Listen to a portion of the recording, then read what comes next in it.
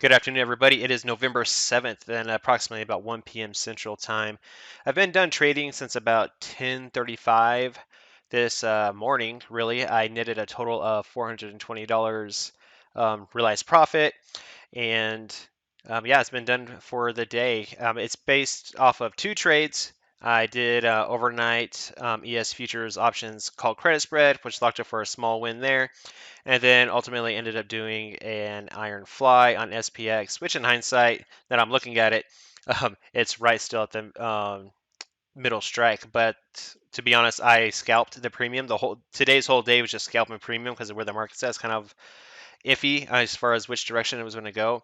But I was happy with scalping $1 premium from the iron fly and getting to go hang out with my kids. My kids didn't have school on Monday or today, so got it done. We went outside, jumped on the trampoline, and we're about to go do some other fun things. So this entire video right here, what I'm going to do is I'm going to show y'all. I'm going to play the plan of attack. It's something I do every morning to prepare for my zero DTE trading. And then after that, we'll break down the trades taken. And that'll be the end of the video. Just a quick little trade recap over the two trades. So the plan going into the trades, what actually unfolded in the trade we did, and that's pretty much it. But if you want to come take these trades with me live, come join me in the Small Account Mentorship at simplertrading.com. And in the link, I will drop a link there for y'all to click on if you want to take a $7 trial to come hang out with me and try this out for a month. But let's go ahead and get started. All right, good morning, everybody. Now I believe I got everyone up and running. What's going on? I cup Peter. What's going on, Colin? Good morning, Lorna. On Coop. Awesome. All right, got everyone squared away. Hello, Cynthia. Don't recall seeing you in here.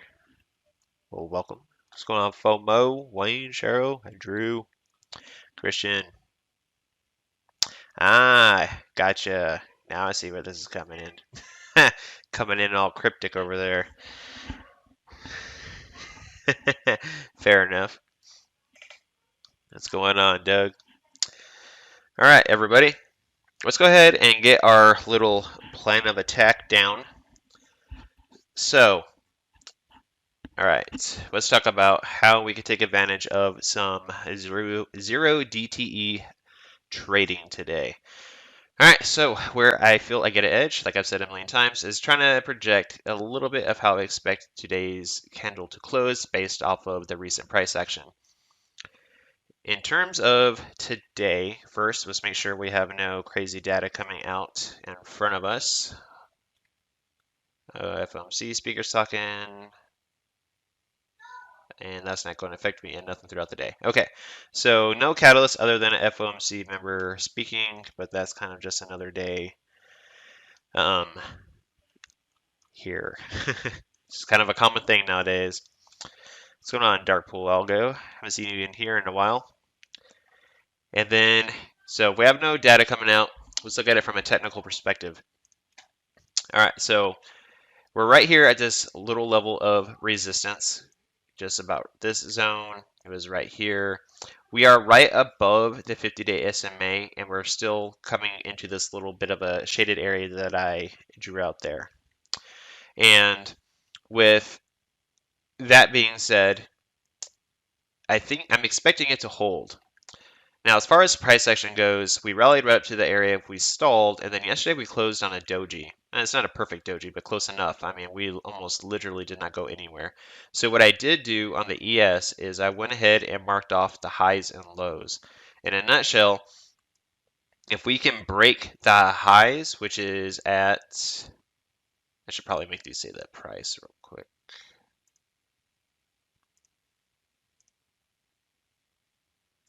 $43.80, so basically $43.90, and then we'll call it $43.64. So if we can break above this zone here, the question is how much juice does it have? And one thing I'm using to know how much juice does it have to the upside is really by looking at the hourly time frame is what I was watching. I was honestly looking for this squeeze to actually push a little bit lower, but we didn't. All we did was kind of dip lower, reclaimed the hourly 50 SMA, and is looking like a pretty clean little high base breakout. If you're not familiar with that type of trade, what that setup is really all it is whenever a price makes a swing high, which it did, and then it bases, and a base by definition, it's kind of funny. I talked to Chris Bretcher about this in Orlando, is because I trade all these patterns he's talked about, like he's called it the Bretcher ledge, right? I've been trading things like that for years, long before I even knew who Chris was.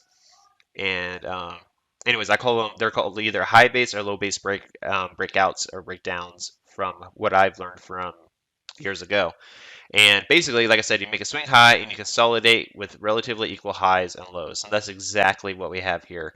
And then, so what's the trigger for the trade? Well, the trend is to the upside. And if we get a candle like this, I mean, it's a textbook long, short, or stop on the other side, and then the trend continues, especially as we have an hourly squeeze building up to potentially move to the upside.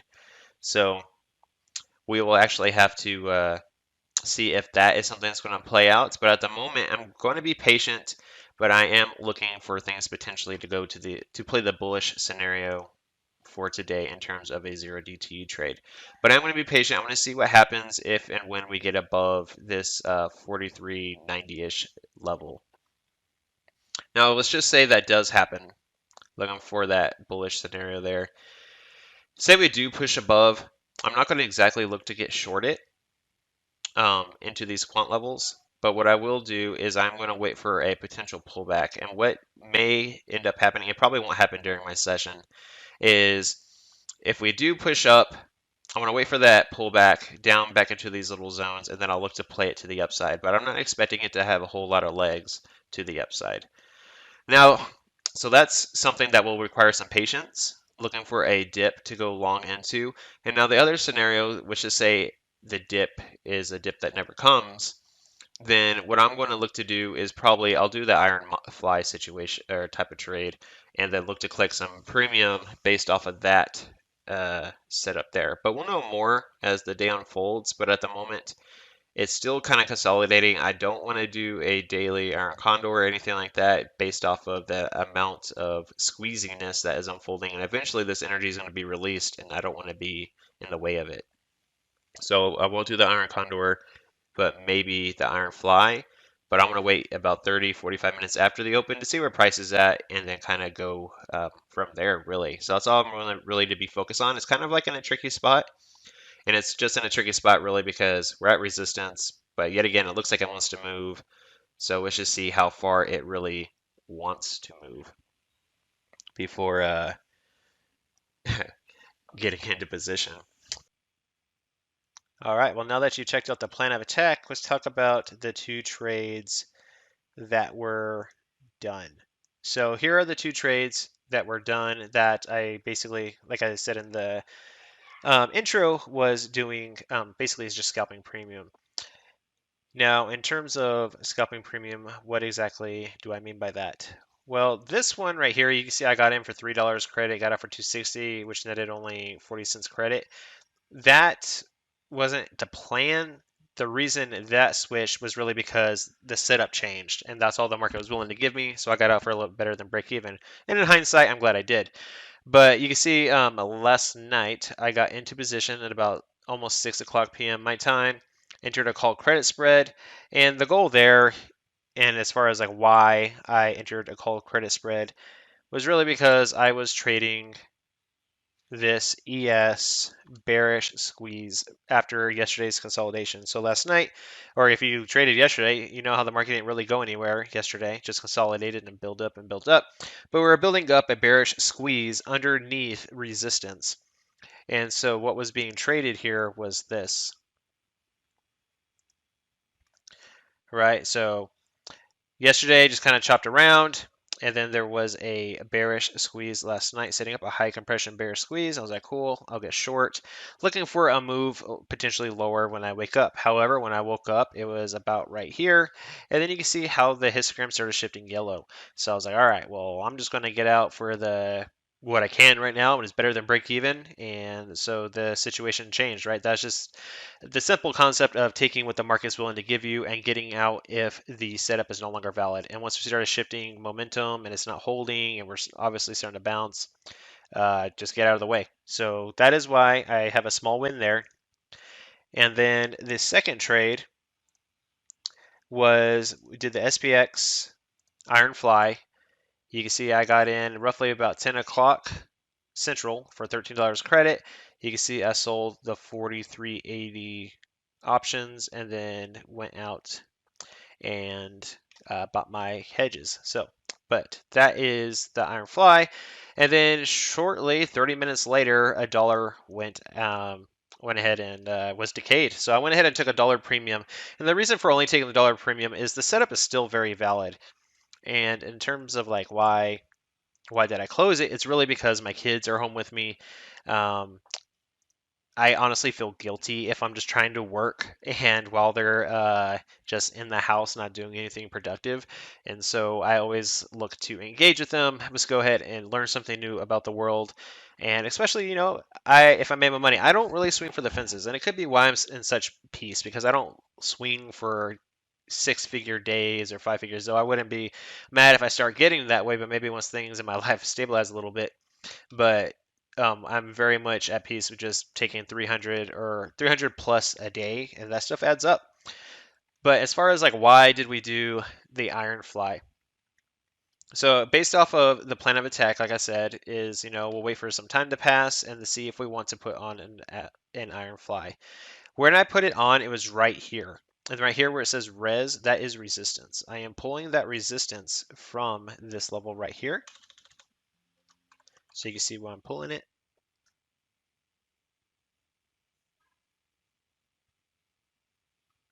So all I did is pull it from these peaks and I have that line drawn across. And then I also have the break evens for the position annotated here on the chart as well. So I have my upper break even outside of this resistance zone right here. And then I also wanted the lower break even right below or right at this level of support, basically where this little flag breakout kind of thing occurred right here. So that's where resistance is at. And then once I got into position here, I was like, okay, we're rallying up into resistance. And then once we rallied up into resistance, I was like, okay, I'm placing a bet that we at least consolidate at 43.80-ish and then look for price to pull back, which ultimately did to the key moving averages and then maybe bounce right back up. Was my thought process. Right here, it won't quite make as much sense, but if I minimize this and show you the chart I was looking at, it was this one, with the one with my moving averages. So price came up. This is where we put on the Iron Fly. I was thinking, okay, we'll hit it. That's where we initiated it. And what's kind of funny is just 30 minutes went by. Look right here, a whole dollar got sucked out of it. That's $100 a position. That's basically $200 an hour is what happened there because I only held the position for 30 minutes. But if my kids weren't here and so on and so forth, then having that hit, and then the goal was for it to pull back to support, which it did here, and then what do you know, it stopped here. Like that's not kind of what I was expecting. I expected it just to chop around here, but we'll see if we just stay there. But that was the initial plan. But with the kids, I had to make a change on the fly. That's kind of funny. I didn't intend that. Iron Fly, changed it on the fly. And if you were to look at the analyzed graph, you can see at the moment it's probably at about 50% of the credit received. But I scalped the dollar. That's pretty much ultimately what happened there. But like I said, that's why I put it on. We're at resistance. I was anticipating after a larger move or after a move, looking for some consolidation. We got it, and then it's still consolidating. But that was the plan there. But yeah, that's pretty much it. Did the call credit spread, stopped out for a little bit of a profit simply because the histogram changed. Waited for the move, entered an Iron Fly at resistance, looking for price to oscillate between this zone, and that's currently what's still happening. But I only scalped a dollar because my kids are here with me, and I'm a fun dad, and I'm gonna go do some fun things. But that is all I have for y'all. If y'all have any questions, feel free to ask a question down in the comment section. I will simply or gratefully answer any questions you may have. But yeah, that's pretty much it. And if you are not part of the Simpler community and you're interested in taking these trades with me, come hang out with me in the Small Account Mentorship room. And there is a link in the description where you can get $7, or you could do a 30-day trial for $7. But everyone have a great day, and I'll see y'all again tomorrow. Take care.